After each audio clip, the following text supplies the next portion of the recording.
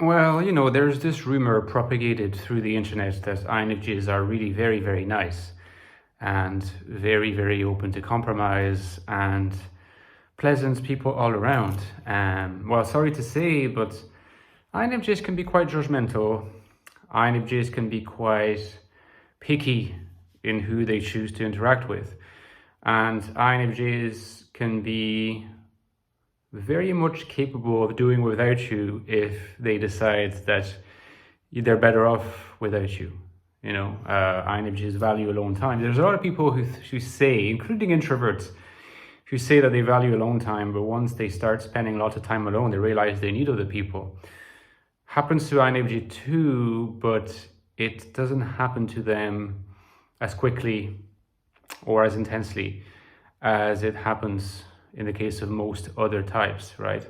And I would say that the only type that's even more autonomous in a sense and independent in terms of being on their own is the INTJ, possibly the ISTP as well. That remains to be seen because they are still FE users at the end of the day. So, there's also cliches about ISTPs. In any case, so INFJs are going to be picky and INFJs are going to be judgmental at a social level. This is not specific to INFJs. This is true of all types. But there's three things that I want to discuss. Three features that you just don't want to display too much when you are interacting with an INFJ, because it tends to be some things. These three features, these three traits, tend to be things that INFJs really don't like, really feel aggravated by, and they will want to avoid you if they see too much of that displayed in your personality. Sometimes even a little can be too distasteful to them. The first one is, in a sense, is one that is shared with the INFP, and it's what sometimes can lead other people to confuse the two types, right? And that's the quality of being abrasive. INFJs don't like people who are abrasive. They often feel like being abrasive with others, being cutting, is unnecessary. It's a lack of social skill, it's a lack of emotional intelligence, and as a result, it evidences a lack of qualities that they see in themselves and that they consider ought to be exemplified in others, which is one of the reasons why, even when I have made videos trying to argue that INFJs and ENTPs have good relationship potential or good friendship potential, there would still be a lot of INFJs in the audience who would say, oh, well, I'm not too sure because ENTPs tend to be too abrasive, or they would not use the word abrasive, but their account or their explanation for not agreeing with me would be kind of articulated in words to that effect. So abrasiveness is something that INFJs don't like. They consider that you can make your point without being abrasive. It's gratuitous. And we'll see that gratuitousness in social interactions is morally condemned by INFJs a lot of the time, okay?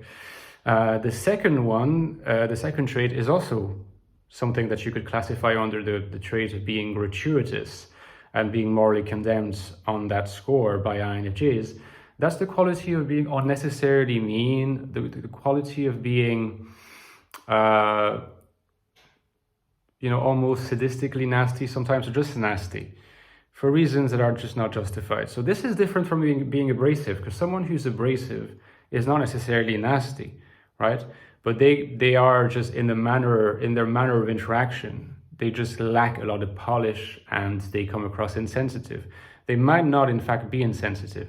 Now the person who's being quote unquote a dick, someone who says something nasty just for the sake of it, someone who uses slurs gratuitously in relation to a particular category of people or in relation to a particular person, just someone who behaves in a way that they can be dicks just for the sake of it. Now, let's not be fooled here. There's a lot of people that don't mind others being dicks from time to time. They don't mind others being how would you put it? They don't like others being nasty and mean, just overall mean from time to time. If it doesn't concern them, they'll be like, oh, you know, he's just being this way, he's just being that way, and they'll forgive that if they consider that the other person, for this and that other reasons, you know, has qualities they value.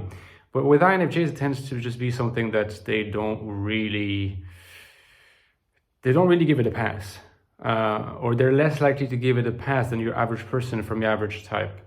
They again consider it a moral issue. If you can avoid being something that's completely unnecessary, and in this case it's gratuitous, completely gratuitous, they will tend to consider that a serious character flaw in you. And then the last quality that I wanted to emphasize, and it's a quality that, again, we're talking about particular traits that can be annoying to a lot of people, and not just INFJs, of course, but I'm just saying that these can be like barely visible deal breakers for INFJs, and there's an INFJ way of disliking these traits.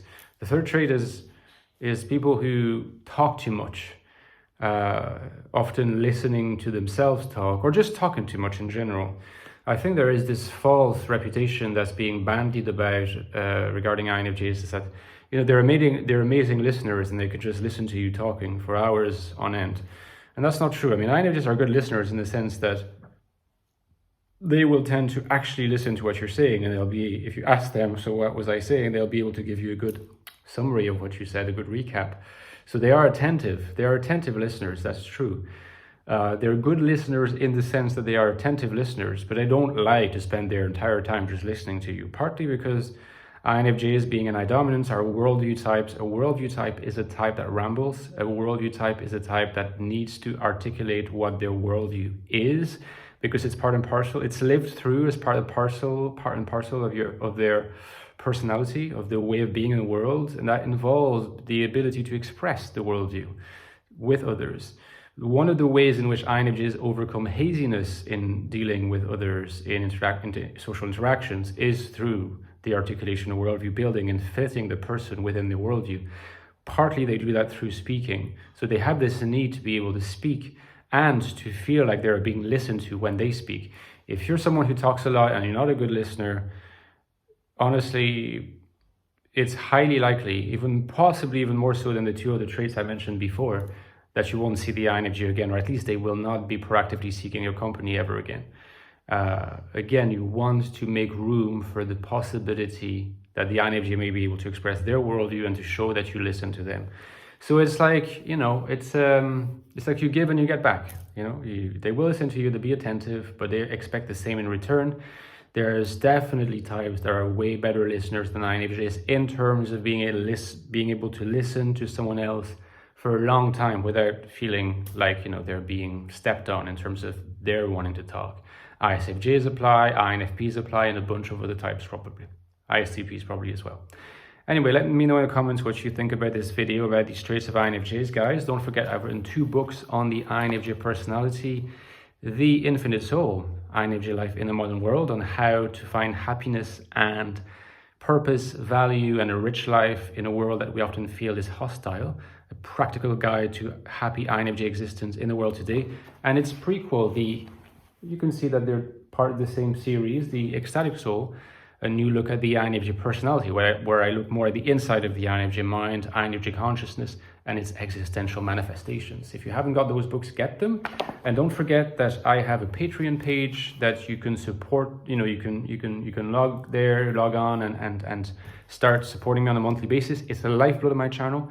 My channel wouldn't survive without it. So I would be super grateful if you considered donating anywhere from $3.50 a month. You can interact with me there. You can make suggestions for new videos, you get bonus content, and so on and so forth. But primarily, you help me keep going. Okay, guys, I'll talk to you next time. Take care. Bye-bye.